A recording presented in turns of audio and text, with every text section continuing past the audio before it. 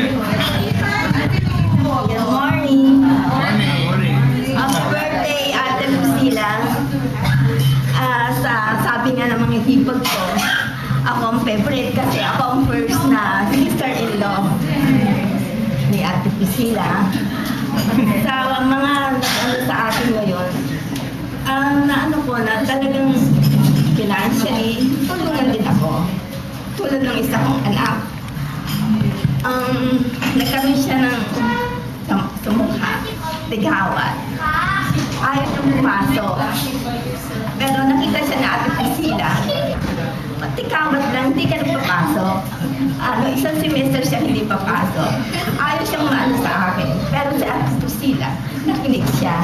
So, okay siya, nakapasok siya, at nakatapos siya on time. Yan ang alam sa kanya na talagang unsolicited ang mga advice.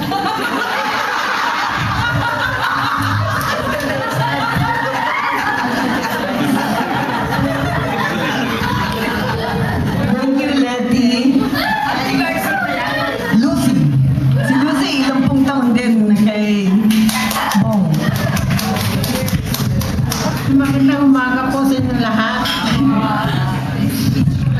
Ate Bong, happy birthday. Sige. Ako ata ang pinakamatagal na katulong sa inyo. Inabot ako ng kung ilang taon si John, gano'n din ang tagal ko sa inyo. At ako ata ang lahat ng katulong ang pinakamatagal sa inyo na nagtitiis nga kung ano man.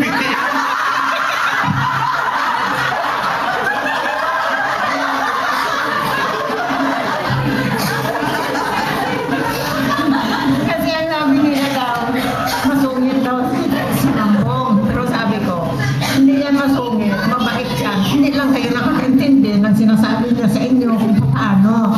Tinuturuan lang kayo ng mabuti para sa inyo, hindi para sa kanya.